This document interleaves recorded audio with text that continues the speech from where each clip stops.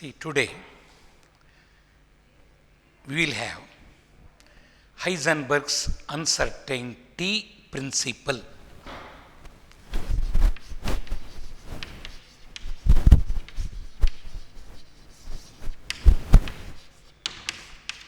Heisenberg's uncertainty principle. I told you in the last class there was de Broglie's matter wave hypothesis. He proved that electrons around the nucleus move in the form of waves. That wave is called electron wave. In general, matter wave. Next Bohr's theory ಅಲ್ಲಿ ಸ್ವಲ್ಪ fail ಆಯಿತು. ಯಾಕೆ fail ಆಯಿತು? Bohr's theory ಪ್ರಕಾರ ನಾವು just ಒಂದು line ಬರಿತಿದ್ವಿ, ಒಂದು circular path ಬರೆದು ಆ ಪಾತಲ್ಲಿ ಎಲೆಕ್ಟ್ರಾನ್ಸ್ ಮೂವ್ ಆಗುತ್ತೆ. ಈಗ ಡಿ ಬ್ರಾಗ್ಲಿ ಏನು ಹೇಳ್ತಾನೆ? It is not mere path, it is having ವೇವಿ pattern. Path ಹೇಗಿದೆ? ವೇವ್ ರೂಪದಲ್ಲಿ ಇದೆ. ಹಾಗೆ ಡಿ ಬ್ರಾಗ್ಲಿ ಬೋರ್ ಹೇಳಿದ ಮಾತೇನು? ಒಂದು ಸರ್ಕ್ಯುಲಾರ್ ಪಾತ್ ಅಂತ ಹೇಳಿದ್ದ. ಡಿ ಬ್ರಾಗ್ಲಿ ಏನು ಹೇಳ್ತಾನೆ? No, it is wrong. Electrons move around the nucleus in the form of waves. ಈ ಒಂದು ಡೆವಲಪ್ಮೆಂಟು ಬೋರ್ಸ್ ಥಿಯರಿನ ತಪ್ಪು ಅಂತ ಹೇಳಲಿಕ್ಕೆ ಒಂದು ಸಹಕಾರಿಯಾಯಿತು. ಮತ್ತು ಅದರಲ್ಲಿ ಡಿಫೆಕ್ಟ್ಸೂ ಇದ್ದು. ಡಿ ಬ್ರಾಗ್ಲೀಸ್ ಮ್ಯಾಟರ್ ವೇವ್ ಹೈಪೋಥೆಸಿಸ್ ಏನು ಹೇಳಿತು?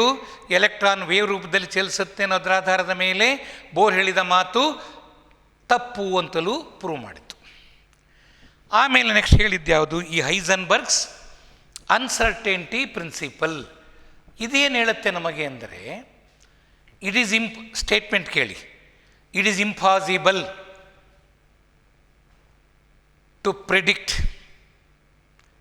to determine both the position and momentum of a particle accurately and simultaneously. ಏನು ಅರ್ಥ ಮಾಡಿಕೊಡ್ರಿ. ಈಗ ಒಂದು ಪಾರ್ಟಿಕಲ್ ಇದೆ, ಅದು ಎಲ್ಲಿದೆ? ಅದು ಅದರ ಪೊಸಿಷನ್ ಮತ್ತು ಆಗ ಆ ಪೊಸಿಷನ್ನಲ್ಲಿ ಇದ್ಕೊಂಡಿದ್ದಾಗ ಅದರ ಮೊಮೆಂಟಮ್ ಅಂದರೆ ಏನು? Mass into velocity. ಇವೆರಡನ್ನು ಏಕಕಾಲದಲ್ಲಿ ಅಂದರೆ ಅಟ್ ಎ ಟೈಮ್, ಸೈಮಲ್ಟೇನಿಯಸ್ಲಿ, ಏಕಕಾಲ, at a particular time. Simultaneously ಅಂದರೆ ಅರ್ಥ ಏಕಕಾಲದಲ್ಲಿ, ಅಟ್ ಎ ಪರ್ಟಿಕ್ಯುಲರ್ ಟೈಮ್. ಎರಡನ್ನು, ಪೊಸಿಷನ್ ಮತ್ತು ಮೊಮೆಂಟಮ್ ಎರಡನ್ನು ನಿಖರವಾಗಿ ಅಂದರೆ ಅಕ್ಯುರೇಟಾಗಿ, ಪೊಸಿಷನ್ ಇಲ್ಲಿದೆ, ಅದರ ಮೊಮೆಂಟಮ್ ಎಕ್ಸಾಕ್ಟ್ಲಿ ಇಷ್ಟು, ಎರಡನ್ನೂ ಸಹ ನಾವು ಏಕಕಾಲದಲ್ಲಿ ನಿಖರವಾಗಿ ಹೇಳಲಿಕ್ಕೆ ಆಗುವುದಿಲ್ಲ ಎನ್ನುವ ಮಾತು ಹೈಸನ್ಬರ್ಗ್ ಹೇಳಿದ್ದು. ಈಗ ಪಾರ್ಟಿಕಲ್, ಇವರು ಹೇಳೋ ಮಾತು ಸಹ ಅಪ್ಲೈ ಆಗೋದು ಯಾರಿಗೆ? Only for microscopic particles like electrons, very very minute particles which cannot be seen even through microscope. ಅಂಥ ಮೈಕ್ರೋಸ್ಕೋಪಿಕ್ ಪಾರ್ಟಿಕಲ್ಸ್ ಏನಿದೆ, ಇಂಥ ಪಾರ್ಟಿಕಲ್ಗಳಿಗೆ ಈ ಡಿ ಬ್ರಾಗ್ಲೀಸ್ ಮ್ಯಾಟರ್ ವೇವ್ ಹೈಪೋಥಿಸಿಸ್ ಮತ್ತು ಹೈಸನ್ಬರ್ಗ್ಸ್ ಅನ್ಸರ್ಟೆಂಟಿ ಪ್ರಿನ್ಸಿಪಲ್ ಎರಡೂ ಸಹ ಅಪ್ಲೈ ಆಗೋದು. ಸೊ ಇವರು ಹೇಳಿದ ಮಾತುಗಳನ್ನು ಎಲೆಕ್ಟ್ರಾನಿಗೆ ಅಪ್ಲೈ ಮಾಡ್ತಾರೆ. ಎಲೆಕ್ಟ್ರಾನಿನ ಪೊಸಿಷನನ್ನು ಮತ್ತು ಅದರ ಮೊಮೆಂಟಮನ್ನು ಅಟ್ ಎ ಟೈಮ್ ಎರಡನ್ನೂ ಅಕ್ಯುರೇಟಾಗಿ, ಪೊಸಿಷನ್ ಇಲ್ಲಿದೆ, ಆಗ ಅದರ ಮೊಮೆಂಟಮ್ ಇಷ್ಟು ಅಂಥೇಳಿ ಎರಡನ್ನೂ ಅಕ್ಯುರೇಟಾಗಿ ಡಿಟರ್ಮಿನ್ ಮಾಡಲಿಕ್ಕಾಗಲಿ, ಪ್ರಿಡಿಕ್ಷನ್ ಅಂದರೆ ಹೇಳಲಿಕ್ಕಾಗಲಿ ಸಾಧ್ಯವಿಲ್ಲ. ಇದು ಹೈಸನ್ಬರ್ಗ್ ಮನಸ್ಸಿಗೆ ಬಂದ ಮಾತು. what Heisenberg's uncertainty principle states. It is impossible, it states that it is impossible to determine both momentum and position of a particle accurately and simultaneously. ಏಕಕಾಲದಲ್ಲಿ ಒಂದೇ ಸಮಯದಲ್ಲಿ ಒಂದು ಪಾರ್ಟಿಕಲಿನ ಮೊಮೆಂಟಮನ್ನು ಮತ್ತು ಅದು ಇರಬಹುದಾದ ಜಾಗ ಪೊಸಿಷನನ್ನು ನಿಖರವಾಗಿ ಹೇಳಲಿಕ್ಕೆ ಸಾಧ್ಯವಿಲ್ಲ. ಕ್ಲಿಯರ್ ಮಾಡ್ಕೊಳ್ಳಿ, ಇಂಪಾರ್ಟೆಂಟ್ ಕ್ವಶನ್, 1 ಮಾರ್ಕಿಗೆ. State Heisenberg's uncertainty principle by heart ಮಾಡುವುದರ ಜೊತೆಗೆ ಅರ್ಥವೂ ಆಗಿದ್ದರೆ ಆಗ ಅದು ನೆನಪಿಟ್ಕೊಳ್ಳೋಕೆ ಅನುಕೂಲ ಆಗುತ್ತೆ. So the Heisenberg's uncertainty principle, inaccuracy ಅಂತ. ಅನ್ಸರ್ಟೆಂಟಿ, ಸರ್ಟೆಂಟಿ ಅಂದರೆ ನಿಖರತೆ, ಅಕ್ಯುರೇಸಿ. ಅನ್ಸರ್ಟೆಂಟಿ ಅಂದರೆ ಇನ್ಯಾಕ್ಯುರೇಸಿ. ಅನ್ಸರ್ಟೆಂಟಿ ಪ್ರಿನ್ಸಿಪಲ್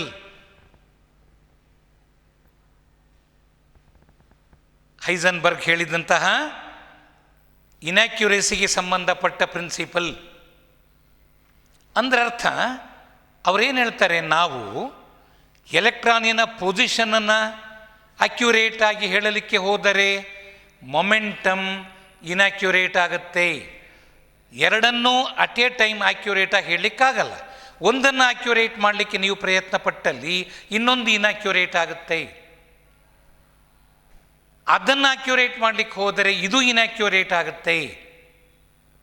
ಇದು ಹೈಸನ್ಬರ್ಗ್ ಹೇಳಿದ ಮಾತು.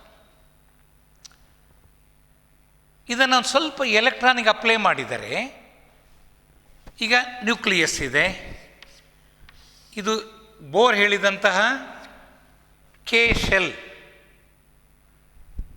ಅಲ್ಲಿ ಎಲೆಕ್ಟ್ರಾನ್ ರಿವಾಲ್ವ್ ಆಗ್ತಿದೆ ಅಂತ ಹೇಳಿದ್ದು ಬೋರ್. ಈಗ ಈ ಹೈಸನ್ಬರ್ಗ್ ಪ್ರಿನ್ಸಿಪಲ್ನ ಇದಕ್ಕೆ ಅಪ್ಲೈ ಮಾಡಿದರೆ ಇಲ್ಲಿ ಎಲೆಕ್ಟ್ರಾನ್ ಇದೆ ಅಂತ ನಿಖರವಾಗಿ ಹೇಳ್ತೀನಿ ನಾನು. ಅಂದ್ಕೊಳ್ಳೋಣ ಇದು ಎಲೆಕ್ಟ್ರಾನ್ ಇರುವ ಜಾಗ. ನಾನು ಎಲೆಕ್ಟ್ರಾನ್ ಇರುವ ಜಾಗವನ್ನು ನಿಖರವಾಗಿ ಹೇಳಬೇಕು ಅಂದರೆ ಆಗ ಯಾವುದೇ ವಸ್ತು, ಇವೆಲ್ಲ ಇಮ್ಯಾಜಿನ್ ಮಾಡಿ, ನೀವೆಲ್ಲ ಕ್ಲಾಸಲ್ಲಿದ್ದಾಗ ನಮ್ಮ ಕಣ್ಣಿಗೆ ಕಾಣಿಸ್ತೀರಿ. ಯಾವುದೇ ವಸ್ತು, ಯಾವುದೇ ವ್ಯಕ್ತಿ ನಮ್ಮ ಕಣ್ಣಿಗೆ ಕಾಣಿಸುವುದು ಯಾವಾಗ? ಅವರ ಮೇಲೆ ಬಿದ್ದ ಬೆಳಕನ್ನು ಅವರು ರಿಫ್ಲೆಕ್ಟ್ ಮಾಡ್ತಾರೆ. ಆ ರಿಫ್ಲೆಕ್ಟ್ ಮಾಡಿದ ಲೈಟು ನಮ್ಮ ಕಣ್ಣಿಗೆ ಬಡಿದಾಗ ನಮಗೆ ವಸ್ತುಗಳಾಗಲಿ ವ್ಯಕ್ತಿಗಳಾಗಲಿ ಅಲ್ಲಿರುವುದು ಗಮನಕ್ಕೆ ಬರುತ್ತೆ. ಅತಿ ಸಣ್ಣ ವಸ್ತುಗಳು ನಮ್ಮ ಕಣ್ಣಿಗೆ ಕಾಣಬೇಕು ಅಂದರೆ ಅವುಗಳನ್ನು ನಾವು ನೀವೆಲ್ಲ ನನ್ನ ಕಣ್ಣಿಗೆ ಕಾಣಿಸ್ತಾ ಇದ್ದೀರಿ ಕ್ಲಾಸಲ್ಲಿ ಕೂತ್ಕೊಂಡಿದ್ದಾಗ. ಆಗ ನಿಮ್ಮ ಮೇಲೆ ಲೈಟ್ ಬೀಳುತ್ತೆ, ನೀವು ಲೈಟನ್ನು ರಿಫ್ಲೆಕ್ಟ್ ಮಾಡ್ತೀರಿ. ಅನೇಕ ವಸ್ತುಗಳೇನಿದಾವೆ ನಮ್ಮ ಸುತ್ತಮುತ್ತ ಅವೆಲ್ಲವೂ ಲೈಟನ್ನು ರಿಫ್ಲೆಕ್ಟ್ ಮಾಡ್ತವೆ, ನಮ್ಮ ಕಣ್ಣಿಗೆ ಕಾಣಿಸುತ್ತೆ. ಆದರೆ ವಸ್ತು ಕಣ್ಣಿಗೆ ಕಾಣುವುದು ಯಾವಾಗ ಅಂದರೆ ಅದರ ಮೇಲೆ ಇನ್ಸಿಡೆಂಟ್ ಲೈಟ್ ಬಿತ್ತಲ್ಲ, ಆ ಲೈಟಿನ ವೇವ್ ಲೆಂಗ್ತು ಆ ವಸ್ತುವಿನ ಡಯಾಮೀಟರ್ಗೆ ನಿಯರರ್ ಆಗಿರಬೇಕು. ಸಣ್ಣ ವಸ್ತುಗಳು ಯಾಕೆ ಕಾಣಲ್ಲ ಅಂದರೆ ಅಲ್ಲಿ ಯೂಸ್ ಮಾಡ್ತಕ್ಕಂಥ ವೇವ್ ಲೆಂಗ್ತ್ ಆಫ್ ಲೈಟ್ ಇದೆಯಲ್ಲ ಅದು ಬಹಳ ಕಮ್ಮಿ ಇರಬೇಕು. ಎಲೆಕ್ಟ್ರಾನನ್ನು ನಿಖರವಾಗಿ ಅದು ಇಂಥ ಕಡೆ ಇದೆ ನಮಗೆ ಕಣ್ಣಿಗೆ ಕಾಣ್ತಾ ಇಲ್ಲ, ಆದರೆ ನಿಖರವಾಗಿ ಆಕ್ಯುರೇಟಾಗಿ ಅದು ಈ ಜಾಗದಲ್ಲಿ ಇದೆ ಅಂತ ಹೇಳಬೇಕಾದರೆ ಅದರ ಮೇಲೆ ಬೀಳಬೇಕಾದ incident light, electron is very small ಅಲ್ವಾ, ಅದಕ್ಕೆ ಸರಿಸಮಾನಾದ, ಅದಕ್ಕೆ ಈಕ್ವಲೆಂಟ್ ಇರ್ತಕ್ಕಂಥ ವೇವ್ ಲೆಂಗ್ತನ್ನು ಹೊಂದಿರಬೇಕು ಆ ಲೈಟ್, ಇನ್ಸಿಡೆಂಟ್ ಲೈಟ್. ಹಾಗಾದರೆ ಎಲೆಕ್ಟ್ರಾನ್ ನಾನು ನೋಡಬೇಕು, ಅದು ಇರುವ ಜಾಗವನ್ನು ನಾನು ಪರ್ಫೆಕ್ಟಾಗಿ ಇಂಥ ಕಡೆಯೇ ಇದೆ ನಿಖರವಾಗಿ ಹೇಳಬೇಕು ಅಂದರೆ ನಾನು ಯೂಸ್ ಮಾಡಬೇಕಾದ ಲೈಟಿನ ವೇವ್ ಲೆಂಗ್ತು ಬಹಳ ಬಹಳ ಬಹಳ ಕಡಿಮೆ ಇರಬೇಕು. Wavelength of the light to be incident on that electron, to make its position more perfect, should be very, very less. Wave length is very very less ಅಂದಾಗ frequency is very very high. Frequency high ಅಂದರೆ nu, E is equal to h nu. When nu increases, energy of that light increases. ಹಾಗಾದರೆ ಎಲೆಕ್ಟ್ರಾನಿನ ಇರುವ ಜಾಗವನ್ನು ನಿಖರವಾಗಿ ಹೇಳಬೇಕು ಅಂದರೆ ಅದರ ಮೇಲೆ ಬೀಳಬೇಕಾದ ಲೈಟಿನ ವೇವ್ ಲೆಂತ್ ಬಹಳ ಕಡಿಮೆ ಇರಬೇಕು, ಫ್ರೀಕ್ವೆನ್ಸಿ ಬಹಳ ಜಾಸ್ತಿ, ಎನರ್ಜಿ ಬಹಳ ಜಾಸ್ತಿ. High energy light should be falling on that electron, should fall on that electron, should be incident on that electron. ಆಗ ನಾನು ಅದರ ಪೊಸಿಷನನ್ನು ಆಕ್ಯುರೇಟಾಗಿ ಹೇಳಲಿಕ್ಕೆ ಸಾಧ್ಯ. ಆದರೆ ಅದರ ಪೊಸಿಷನನ್ನು ಆಕ್ಯುರೇಟ್ ಮಾಡಲಿಕ್ಕೆ ಹೋಗಿದ್ದು ನಾನು. ಆಗ ನಾನು ಯೂಸ್ ಮಾಡಿದ ಲೈಟ್ ಯಾವುದು? Light off lowest wave length, highest frequency. ಯಾವಾಗ ಫ್ರೀಕ್ವೆನ್ಸಿ ಹೈಯೆಸ್ಟ್ ಇರುತ್ತೆ ಆಗ ಎನರ್ಜಿ ಜಾಸ್ತಿ, ಆಗ light will hit that electron with A greater momentum. ಅದರ ಮೊಮೆಂಟಮ್ ಜೋರಿರ್ತದೆ. ಯಾವಾಗ ಜೋರ ಒಡೆಯುತ್ತೆ, ಪೊಸಿಷನನ್ನು ಆಕ್ಯುರೇಟ್ ಮಾಡೋಕ್ಕೆ ಹೋದೆ, ಆದರೆ ಅದು ಜೋರ ಒಡೆದಾಗ ಅದು ಎಲೆಕ್ಟ್ರಾನಿನ ಮೇಲೆ ಜೋರಾಗಿ ಸ್ಟ್ರೈಕ್ ಮಾಡಿದರೆ ಆ ಎಲೆಕ್ಟ್ರಾನಿನ ವೆಲಾಸಿಟಿ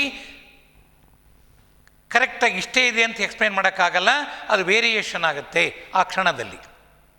ನಾನು ಪೊಸಿಷನನ್ನು ಆಕ್ಯುರೇಟ್ ಮಾಡೋಕ್ಕೆ ಹೋದಾಗ light off higher frequency use ಮಾಡಿದೆ. ಹೈ ಫ್ರೀಕ್ವೆನ್ಸಿ ಲೈಟ್ ಅದನ್ನು ಬಡಿದಾಗ ಅದು ಏನು ಮಾಡ್ತು? ಅದರ ಮೊಮೆಂಟಮ್ನ, ಅದರ ವೆಲಾಸಿಟಿನ ಇನ್ಯಾಕ್ಯುರೇಟ್ ಮಾಡಿಬಿಡ್ತು. ಎಷ್ಟಿತ್ತು ಅದು ಹೇಳೋಕ್ಕಾಗಲ್ಲ, ಅದು ಚೇಂಜ್ ಆಗಿಬಿಡ್ತು. ಸೊ ಒಂದನ್ನು ಆಕ್ಯುರೇಟ್ ಮಾಡೋಕ್ಕೆ ಹೋದರೆ ಇನ್ನೊಂದು ಇನ್ಯಾಕ್ಯುರೇಟ್ ಆಗುತ್ತೆ, ಅದನ್ನು ಇಷ್ಟೇ ಅಂತ ಪ್ರಿಡಿಕ್ಟ್ ಮಾಡೋಕ್ಕಾಗಲ್ಲ. ಹಾಗಾದರೆ ಮೊಮೆಂಟಮ್ ಪಕ್ಕ ಇರಬೇಕು, ಅದು ಆಕ್ಯುರೇಟ್ ಇರಬೇಕು ಅಂದರೆ ನಾನು ಅದರ ಮೇಲೆ ಹಾಕಬೇಕಾದ ಲೈಟಿನ ವೇವ್ ಲೆಂಗ್ತು ಜಾಸ್ತಿ ಇರಬೇಕು, ಕಮ್ಮಿ ಇರಬಾರ್ದು. ಹಾಗಾದರೆ ಇನ್ಸಿಡೆಂಟ್ ಲೈಟಿನ ವೇವ್ ಲೆಂತ್ ಜಾಸ್ತಿ ಇರಬೇಕು. ಯಾಕೆ? ಫ್ರೀಕ್ವೆನ್ಸಿ ಕಮ್ಮಿ ಆಗುತ್ತೆ, ಎನರ್ಜಿ ಕಮ್ಮಿ ಆಗುತ್ತೆ, ಆಗ ಮೊಮೆಂಟಮ್ ಇನ್ಯಾಕ್ಯುರೇಟ್ ಆಗೋದಿಲ್ಲ ಅಂದ್ಕೊಂಡು ನಾವು ಯೂಸ್ ಮಾಡಬೇಕಾದ ಲೈಟಿನ ವೇವ್ ಲೆಂಗ್ತನ್ನು, ಲಾರ್ಜ್ ವೇವ್ ಲೆಂಗ್ತ್ ಇರೋ ಲೈಟನ್ನು ಯೂಸ್ ಮಾಡಿದರೆ ಆಗ ಪೊಸಿಷನ್ ಆಕ್ಯುರೇಟ್ ಆಗೋದಿಲ್ಲ, ಅದು ನಿಖರವಾಗಿ ಇಂಥ ಕಡೆ ಇದೆ ಅಂತ ಹೇಳಲಿಕ್ಕಾಗಲ್ಲ. ಇದು ಈ ಮಾತಿನ ಅರ್ಥ. ಈ ಮಾತನ್ನು ನಾವು ಅರ್ಥ ಮಾಡಿಕೊಳ್ಳೋದು, ಅಪ್ಲೈ ಮಾಡಬೇಕಾದ್ದು ಕೇವಲ ಎಲೆಕ್ಟ್ರಾನ್ಗಳಿಗೆ, ಮೈಕ್ರೋಸ್ಕೋಪಿಕ್ ಪಾರ್ಟಿಕಲ್ಸ್ಗೆ, not for macroscopic objects. So ಆದ್ದರಿಂದ ಹೈಸನ್ಬರ್ಗ್ ಹೇಳಿದ ಮಾತಿದೆಯಲ್ಲ, ಅದು ಸಹ ಏನು ಹೇಳುತ್ತೆ? ಎಲೆಕ್ಟ್ರಾನಿಗೆ ನಾವು ಹೀಗೆ ಅದು ಅದು ಜೋರಾಗಿ ಅದರ ಮೇಲೆ lower wave length, high frequency light ಬಡಿದ್ರೆ ಆಗ ಅದರ ಪೊಸಿಷನ್ನು ಏನಾಗ್ಬೋದು? ಅದು ಬಡಿದಾಗ ಅದು ಪೊಸಿಷನ್ನು ಚೇಂಜ್ ಆಗ್ಬೋದು, ಅದು ಬಡಿದ ರಭಸಕ್ಕೆ. ಯಾವಾಗ ಪೊಸಿಷನ್ ಚೇಂಜ್ ಆಗುತ್ತೆ? When we use light off shortest wave length and highest frequency, highest energy. ಆಗ ಆ ಲೈಟ್ ಬಂದು ಬಡಿದಾಗ ಇದರ ಪೊಸಿಷನ್ ಅಲ್ಲೇ ಇದೆ ಅಂತ ಹೇಳೋದಕ್ಕಿಂತ ಅದು ಶಿಫ್ಟ್ ಆಗ್ಬೋದು. ನನ್ನ ಮೇಲೆ ಬಿದ್ದ ಲೈಟ್, ನಿಮ್ಮ ಮೇಲೆ ಬಿದ್ದ ಲೈಟ್ ನಮ್ಮನ್ನು ಒಂದು ಜಾಗದಿಂದ ಮತ್ತೊಂದು ಜಾಗಕ್ಕೆ ಶಿಫ್ಟ್ ಆಗಲ್ಲ, because we are macroscopic with heaviness. ನಮ್ಮನ್ನು ಜಾಗದಿಂದ ಜಾಗಕ್ಕೆ ಶಿಫ್ಟ್ ಮಾಡೋ ಕೆಪಾಸಿಟಿ ಯಾರಿಗಿಲ್ಲ? ಲೈಟ್ಗಿಲ್ಲ. ಆದರೆ ಎಲೆಕ್ಟ್ರಾನಿನ ಪೊಸಿಷನನ್ನು ಅದು ಚೇಂಜ್ ಮಾಡ್ಬೋದು. ಹಾಗಾದರೆ ಬೋರ್ ಹೇಳಿದ ಪ್ರಕಾರ ಎಲೆಕ್ಟ್ರಾನ್ ಈ ಪಾತಲ್ಲೇ ಹೋಗ್ತಾ ಇದೆ ಅಂತ ಹೇಳಲಿಕ್ಕಾಗೋದಿಲ್ಲ. ಅದು ತನ್ನ ಜಾಗವನ್ನು ಕಂಟಿನ್ಯೂಯಸ್ ಆಗಿ ಅದರ ಮೇಲೆ ಬೀಳ್ತಕ್ಕಂಥ ಲೈಟಿನಿಂದ ಅದು ಬದಲು ಮಾಡ್ಕೊಳ್ತಾ ಇರುತ್ತೆ, ಅದರ ಪೊಸಿಷನ್ ಚೇಂಜ್ ಆಗ್ತಿರುತ್ತೆ. ಹಾಗಾದ ನಿಖರವಾಗಿ ಅದಕ್ಕೆ ಒಂದು ಟ್ರ್ಯಾಜೆಕ್ಟರಿ, ಒಂದು ನಿರ್ದಿಷ್ಟವಾದ ಪಥವನ್ನು ಹೇಳಿ ಅದು ಆ ಪಥದಲ್ಲಿಯೇ ತಿರುಗುತ್ತಿದೆ ಎಂದು ಹೇಳುವ ಬೋರ್ ಮಾತಿದೆಯಲ್ಲ, ಅದು ಅಬ್ಸಲ್ಯೂಟ್ಲಿ ರಾಂಗ್ ಆಗುತ್ತೆ. It is against Heisenberg's uncertainty principle. ಆ ರೀತಿಯಲ್ಲಿ ಒಂದು ಎಲೆಕ್ಟ್ರಾನಿಗೆ ನಿರ್ದಿಷ್ಟವಾದ ಪಥವನ್ನು, ನಿರ್ದಿಷ್ಟವಾದ ಪಾತನ್ನು, ಡೆಫಿನೆಟ್ ಪಾತನ್ನು ನಾವು ಹೇಳಲಿಕ್ಕಾಗೋದಿಲ್ಲ. It will be changing its position continuously. ಆಗ ಏನೆಲ್ಲ ಬದಲಾವಣೆಗಳಾಗಿಬಿಡ್ತು ಅಂತ ಹೇಳಿದರೆ ಆಗ ಅಂದ್ಕೊಳ್ತಾರೆ ವಿಜ್ಞಾನಿಗಳೆಲ್ಲ ಏನಂತ?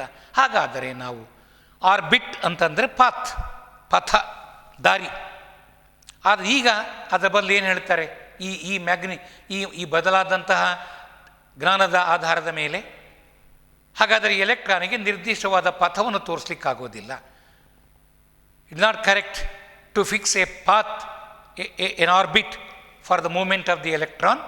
Instead, it is better, it is correct to fix a region. ಅದು ಅದು ಹೀಗೆ ಚಲಿಸ್ತಾ ಇದೆ ವೇವ್ ರೂಪದಲ್ಲಿ. ಅದು ಎಲ್ಲಿದೆ, ಇಲ್ಲಿದೆಯಾ, ಇಲ್ಲಿದೆಯೋ ಹೇಳಲಿಕ್ಕಾಗೋದಿಲ್ಲ. ಮತ್ತು ಇದು ಈ ಹೈಸನ್ಬರ್ಗ್ ಅನ್ಸರ್ಟೈನಿಟಿ ಪ್ರಿನ್ಸಿಪಲ್ ಪ್ರಕಾರ ಅದರ ಪೊಸಿಷನ್ನು ಚೇಂಜ್ ಆಗ್ತಿರುತ್ತೆ. ಎಲ್ಲ ಕಾರಣದಿಂದ ಒಂದು ಪಾತನ್ನು ಬರೆಯುವುದರ ಬದಲಾಗಿ ಎಲೆಕ್ಟ್ರಾನಿಗೆ ಒಂದು ರೀಜನ್, ಒಂದು ಪ್ರದೇಶವನ್ನು ಫಿಕ್ಸ್ ಮಾಡಿ ಈ ಪ್ರದೇಶದಲ್ಲಿ ಅದು ಹೆಚ್ಚು ತನ್ನ ಕಾಲವನ್ನು ಕಳೆಯುತ್ತಿರುತ್ತದೆ by undergoing wavy movement. De Broglie's matter wave hypothesis ಮತ್ತು ಹೈಸನ್ಬರ್ಗ್ ಅನ್ಸರ್ಟೈನಿಟಿ ಪ್ರಿನ್ಸಿಪಲ್ ಬೋರ್ ಹೇಳಿದ ಮಾತನ್ನು ಕಂಪ್ಲೀಟಾಗಿ ತಪ್ಪು ಅಂತ ಸಾಧಿಸಿ ಎಲೆಕ್ಟ್ರಾನಿಗೆ ಒಂದು ಡೆಫಿನೆಟ್ ಆರ್ಬಿಟನ್ನು ಫಿಕ್ಸ್ ಮಾಡುವುದರ ಬದಲು ಎಲೆಕ್ಟ್ರಾನ್ ಇರುವ ನಿರ್ದಿಷ್ಟ ಜಾಗವನ್ನು ತೋರಿಸಲಿಕ್ಕೆ ಒಂದು ಪ್ರದೇಶವನ್ನು, ರೀಜನನ್ನು ಫಿಕ್ಸ್ ಮಾಡ್ತೀವಿ. ಆ ರೀಜನ್ನಲ್ಲಿ ಎಲೆಕ್ಟ್ರಾನನ್ನು ಕಾಣುವ ಸಾಧ್ಯತೆ ಎಲ್ಲಿಯಾದರೂ ಇರ್ಬೋದು. ಆ ರೀಜನ್ನಲ್ಲಿ ಅದು ಪೊಸಿಷನ್ ಚೇಂಜ್ ಆಗ್ತಿರುತ್ತೆ. ಹಾಗಾದರೆ ಆರ್ಬಿಟನ್ನು ಫಿಕ್ಸ್ ಮಾಡುವುದರ ಬದಲಾಗಿ ಆರ್ಬಿಟಲನ್ನು ಫಿಕ್ಸ್ ಮಾಡ್ತೀವಿ. ವ್ಯತ್ಯಾಸ, ಆರ್ಬಿಟ್ ಅಂದರೆ ಪಥ, ಆರ್ಬಿಟಲ್ ಅಂದರೆ region, 3 dimensional region covering x axis, y axis, z axis, 3 ಆ್ಯಕ್ಸಿಸ್ಗಳನ್ನು ಕವರ್ ಮಾಡುವ ಒಂದು ರೀಜನ್, ಅದು ಆರ್ಬಿಟಲ್. ಹಾಗಾದರೆ ಈಗ ಹೈಸನ್ಬರ್ಗ್ ಅನ್ಸರ್ಟೈನಿಟಿ ಪ್ರಿನ್ಸಿಪಲ್ನಿಂದ ಒಂದು ಹೊಸ ಟರ್ಮ್ ವಿಜ್ಞಾನಿಗಳ ಮನಸ್ಸಿಗೆ ಬಂತು. Instead of talking about N orbit, better talk about orbital. What is orbital? It is A 3 dimensional region around the nucleus where probability of finding the electron is maximum. It is a region around the nucleus where probability of finding the electron is maximum. ಹಾಗಾದರೆ ನ್ಯೂಕ್ಲಿಯಸ್ಸಿನ ಸುತ್ತ ಯಾವ ಒಂದು ಜಾಗದಲ್ಲಿ, ಯಾವ ಪ್ರದೇಶದಲ್ಲಿ ಎಲೆಕ್ಟ್ರಾನನ್ನು ಕಾಣುವ ಸಾಧ್ಯತೆ ಅತಿ ಹೆಚ್ಚಿದೆ, probability of finding the electron is maximum ಅನ್ನೋದಕ್ಕೆ ಯಾವ ಪ್ರದೇಶದಲ್ಲಿ, ಯಾವ ರೀಜನ್ನಲ್ಲಿ ಎಲೆಕ್ಟ್ರಾನನ್ನು ಕಾಣುವ ಸಾಧ್ಯತೆ ಅತಿ ಹೆಚ್ಚಿದೆ, that region is called orbital. ಈಗಲೂ ಆರ್ಬಿಟ್ ಅಂದರೆ ನಾವು ಬೋರ್ ಹೇಳಿದ ಮಾತನ್ನೇ ಒಪ್ಕೋಬೇಕು. ಆರ್ಬಿಟ್ ಅಂದರೆ it is A path around the nucleus in which electron is moving. ಅದು ಪ್ಲೇನಾರ್ ಮೂಮೆಂಟ್, ಒಂದು ಪ್ಲೇನ್ನಲ್ಲಿ ಓಡಾಡ್ತಿರುತ್ತೆ. ಬಟ್ 3 ಡೈಮೆನ್ಷನಲ್ ಆರ್ಬಿಟ್ ಅಂದಾಗ ಇಮ್ಯಾಜಿನ್ ಮಾಡಿ, ಒಂದು ಬಾಲನ್ನು ಇಮ್ಯಾಜಿನ್ ಮಾಡಿ, ಒಂದು ಬಾಲ್, ಸ್ಪಿಯರ್, ಸೆಂಟ್ರಲ್ಲಿ ಅದರ ಬಾಲಿನ ಸೆಂಟ್ರನ್ನು ಇಮ್ಯಾಜಿನ್ ಮಾಡಿ. ಅಲ್ಲಿ ನ್ಯೂಕ್ಲಿಯಸ್ ಇದ್ದರೆ ಈ ಬಾಲ್ ಇದು ನೋಡಿ,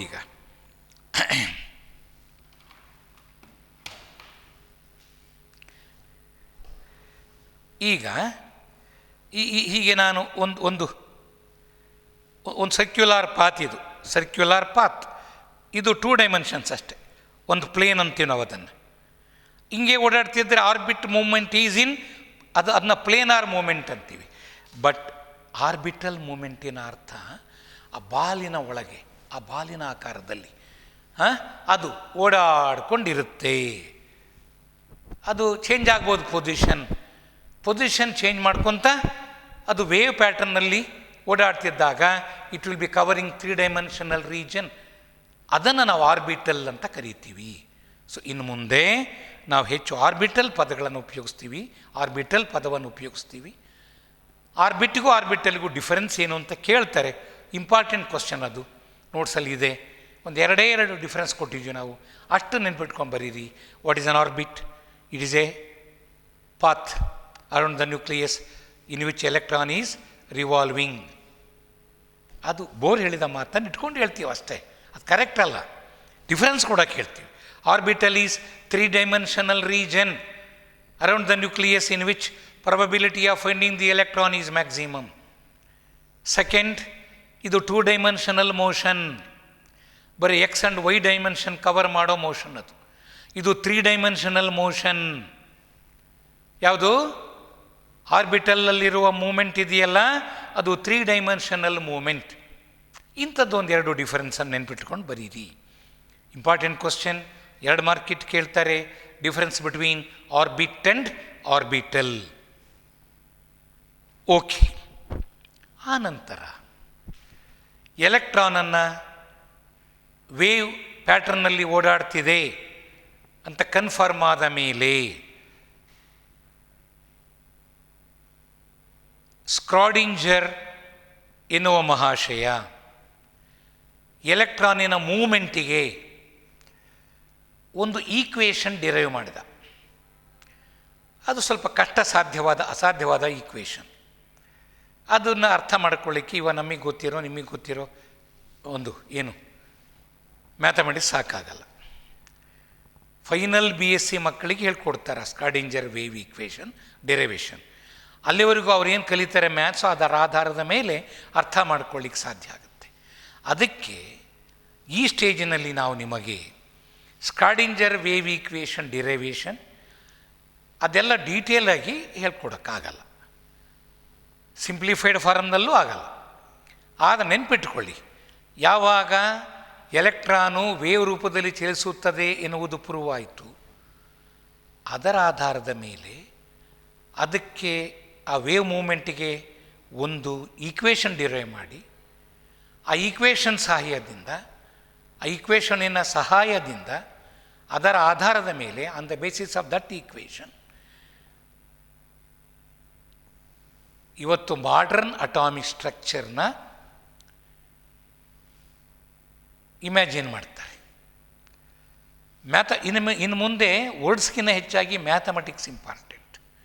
ಆದರೂ ಸಹ ನಮ್ಮೆಲ್ಲರಿಗೂ ಅದನ್ನು ಎಕ್ಸ್ಪ್ಲೇನ್ ಮಾಡಲಿಕ್ಕೋಸ್ಕರ ಸ್ಕ್ರಾಡಿಂಜರ್ ವೇವ್ ಈಕ್ವೇಷನ್ ಆಧಾರದಿಂದ ಬಂದ ನಾಲೆಡ್ಜನ್ನು ಕ್ವಾಂಟಮ್ ನಂಬರ್ಸ್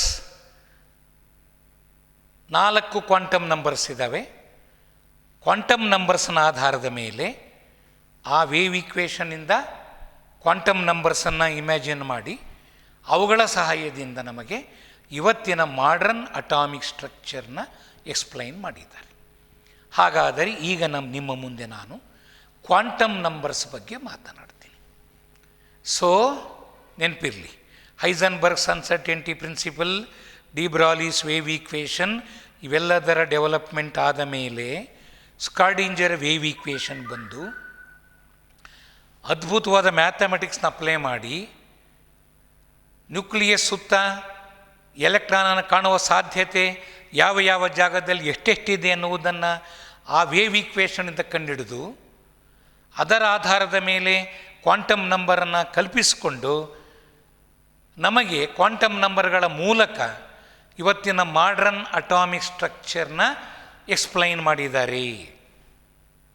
ಅದಕ್ಕೆ ನಾವು ನಿಮಗೆ ಹೈಸನ್ಬರ್ಗ್ಸ್ ಅನ್ಸರ್ಟೆಂಟಿ ಪ್ರಿನ್ಸಿಪಲ್ ಆಗ್ತಿದ್ದ ಹಾಗೇ ಆರ್ಬಿಟಲ್ ಡಿಫರೆನ್ಸ್ ಕೊಟ್ಟು ಡೈರೆಕ್ಟಾಗಿ ಎಲ್ಲಿಗೆ ಹೋಗ್ಬಿಟ್ಟಿದ್ದೀವಿ ನೋಟ್ಸಲ್ಲಿ ಕ್ವಾಂಟಮ್ ನಂಬರ್ಸಿಗೆ ಬಂದಿದ್ದೀವಿ.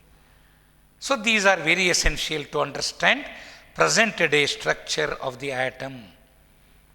ಸೊ ಈಗ ನಾನು ಒಂದೊಂದೇ ಕ್ವಾಂಟಮ್ ನಂಬರ್ಸನ್ನು ನಿಮ್ಮ ಮುಂದೆ ಇಡ್ತಾ ಹೋಗ್ತೀನಿ ಮಕ್ಕಳ. ಬಹಳ ಸಮಾಧಾನವಾಗಿ ಇವನ್ನ ಅರ್ಥ ಮಾಡ್ಕೋಬೇಕು. ಬಹಳ ಚೆನ್ನಾಗಿದೆ. ಎಷ್ಟರ ಮಟ್ಟಿಗೆ ಅವು ನಮಗೆ ಇವತ್ತು ನಾವು ಅರ್ಥ ಮಾಡಿಕೊಳ್ಳಬೇಕಾದ ಅಟಾಮಿಕ್ ಸ್ಟ್ರಕ್ಚರ್ನ ಎಕ್ಸ್ಪ್ಲೈನ್ ಮಾಡ್ತವೆ ಅನ್ನೋದನ್ನು ಈಗ ನಾನು ನಿಮಗೆ ಎಕ್ಸ್ಪ್ಲೈನ್ ಮಾಡ್ತೀನಿ. ಸಾಕಾಗಿದ್ದರೆ 5 ನಿಮಿಷ ಗ್ಯಾಪ್ ತಗೊಂಡು ಬಂದು ಕೂತ್ಕೊಳ್ರಿ ಮುಂದಿಂದನ್ನು ಕೇಳಲಿಕ್ಕೆ. Okay? Yes. Quantum numbers are 4 in number. Quantum numbers are mathematical values by using which we can understand present day modern atomic structure. 4 quantum numbers ಯಾವ್ಯಾವು?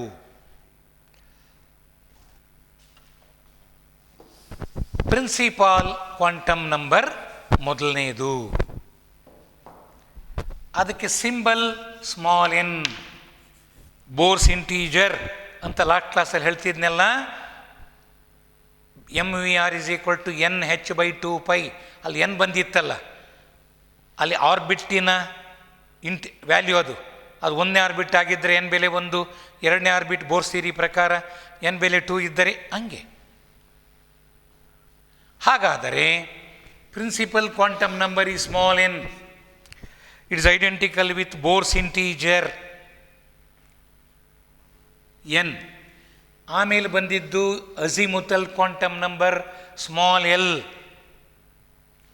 ಆಮೇಲೆ magnetic quantum number small m, spin quantum number s. Mention the 4 quantum numbers required to give complete description of an electron around the nucleus. Nucleus ಸುತ್ತ ಓಡಾಡಿಕೊಂಡಿರುವ ಪ್ರತಿಯೊಂದು ಎಲೆಕ್ಟ್ರಾನಿನ complete description, ಅದರ ಸಂಪೂರ್ಣ ವಿವರಣೆಯನ್ನು ಅರ್ಥ ಮಾಡಿಕೊಳ್ಳಲು ನಮಗೆ 4 ಕ್ವಾಂಟಮ್ ನಂಬರ್ಗಳ ಅಗತ್ಯವಿದೆ. Quantum numbers are essential to give complete description of an electron around the nucleus, and those quantum numbers are n principal quantum number, azimuthal AZI, azimuthal MUTHAL, azimuthal quantum number, ಅದು principal quantum number. Azimuthal quantum number ಇದು magnetic quantum number, ಇದು spin quantum number ಅಂತೇಳಿ ಅಭ್ಯಾಸ ಆಗಿಬಿಡ್ಬೇಕು. Which are the 4 quantum numbers? Principal quantum number, azimuthal quantum number, magnetic quantum number, ಇನ್ನೊಂದು spin quantum number. 1 by 1 start ಮಾಡೋಣ. ಈಗ first one ಯಾವುದು? N. ಹಾಗಾದರೆ ಈಗ forget these things for a moment. ಈಗ ಬರೀ ಅದರ ಬಗ್ಗೆ ಡೀಟೇಲಾಗಿ ಅರ್ಥ ಮಾಡಿಕೊಂಡು ಆಮೇಲೆ ನೆಕ್ಸ್ಟ್ ಕ್ವಾಂಟಮ್ ನಂಬರ್ಗೆ ಹೋಗೋಣ. Principal quantum number, it can explain size of electrons orbit. ಸದ್ಯಕ್ಕೆ ಈಗಲೂ ಸಹ ಆರ್ಬಿಟ್ ಅಂತ word ಉಪಯೋಗಿಸ್ತಿದ್ದೀನಿ.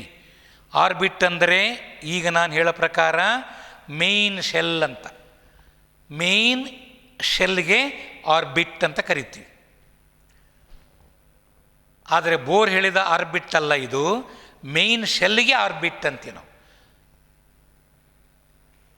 Size of the electrons orbit, size of the electrons shell, size of the electrons energy level. ಎಲೆಕ್ಟ್ರಾನಿನ ಎನರ್ಜಿ ಲೆವೆಲ್, ಎಲೆಕ್ಟ್ರಾನಿನ shell, ಅದಿರಬಹುದಾದ main shell. ಆ main shells ಬಗ್ಗೆ ನಮಗೆ ಇನ್ಫಾರ್ಮೇಷನನ್ನು ಕೊಡ್ತಕ್ಕಂಥದ್ದು ಯಾವುದು? Principal quantum number. It represents energy of the electron in the given shell. ಅದು ನಮಗೆ ಮೇನ್ ಶೆಲ್ ಬಗ್ಗೆ ಮಾತಾಡುತ್ತೆ.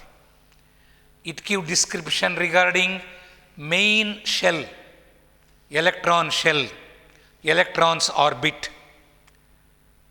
ಪ್ರಧಾನವಾದ ಎಲೆಕ್ಟ್ರಾನ್ ಆರ್ಬಿಟ್ಟಿನ ಬಗ್ಗೆ ಇನ್ಫಾರ್ಮೇಷನ್ ಕೊಡ್ತಕ್ಕಂಥದ್ದು ಯಾವುದು?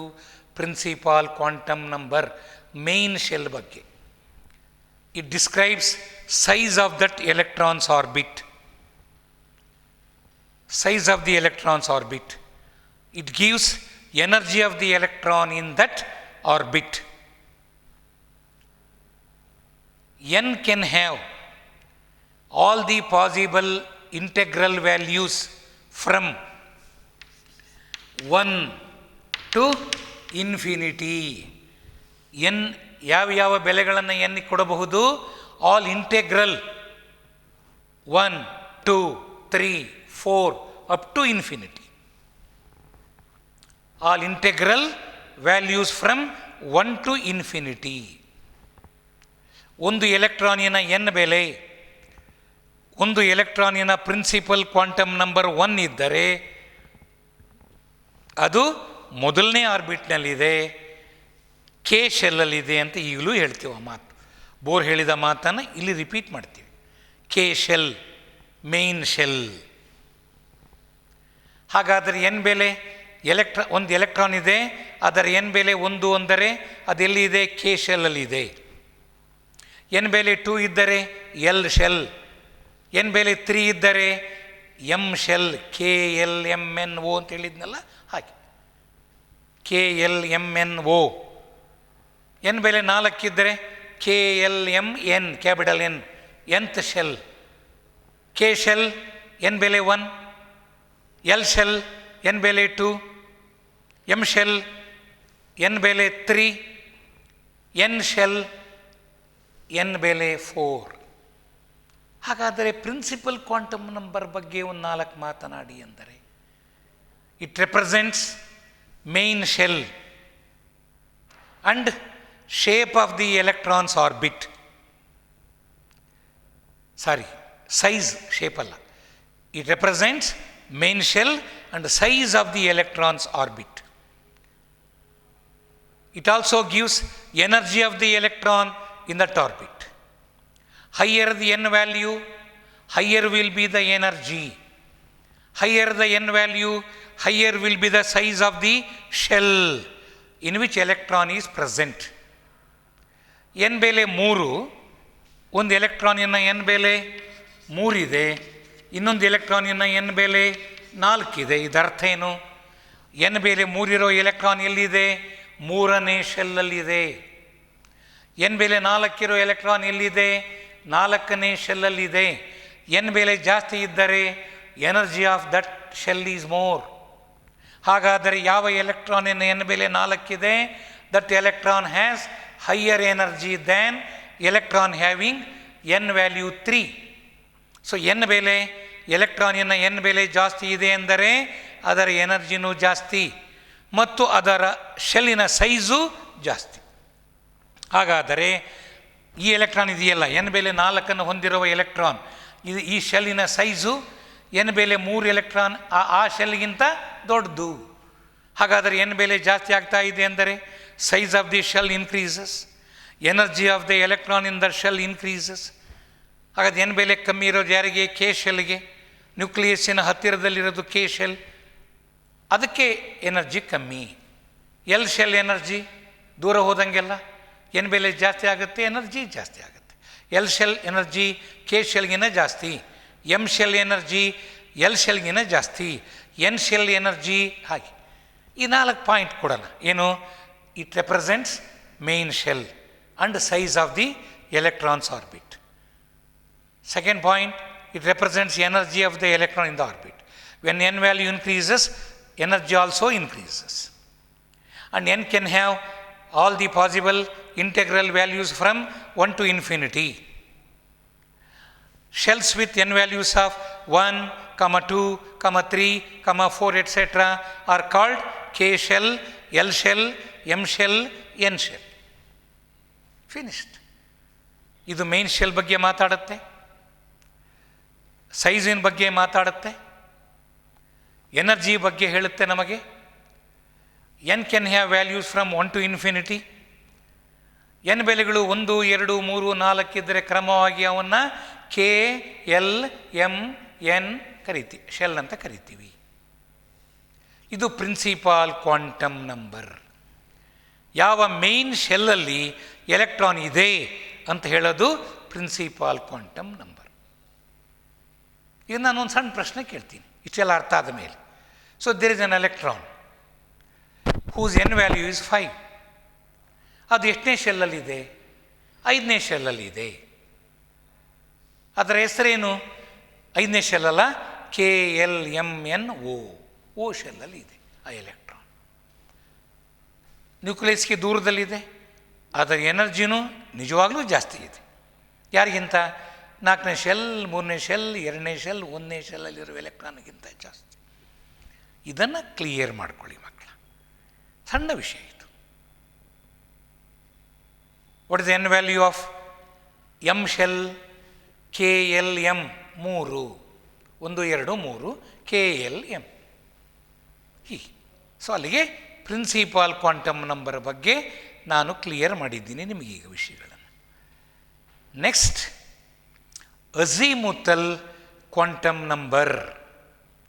ಅಝಿಮುಥಲ್ ಕ್ವಾಂಟಮ್ ನಂಬರ್ ಅಥವಾ ಆಂಗ್ಯುಲಾರ್ ಮೊಮೆಂಟಮ್ ಕ್ವಾಂಟಮ್ ನಂಬರ್ ಅಂತಲೂ ಕರೀತಾರೆ. ಇದನ್ನು ಸ್ಮಾಲ್ ಎಲ್ ಬರಿತೀವಿ, ಅದನ್ನು ಸ್ಮಾಲ್ ಎಲ್.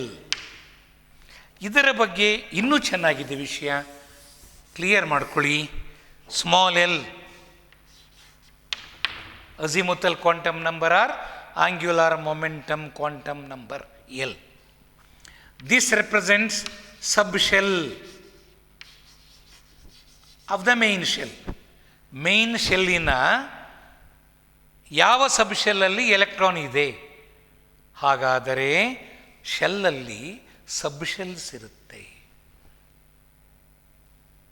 ಕಳೆದ ವರ್ಷ ಕೇಳಿದಿರಲ್ಲ, ಎಸ್ ಸಬ್ ಶೆಲ್, ಪಿ ಸಬ್ ಶೆಲ್, ಡಿ ಸಬ್ ಶೆಲ್, ಎಫ್ ಸಬ್ ಶೆಲ್ ಅಂತ. ಅವು s sub shell, p sub shell, d sub shell, f sub shell.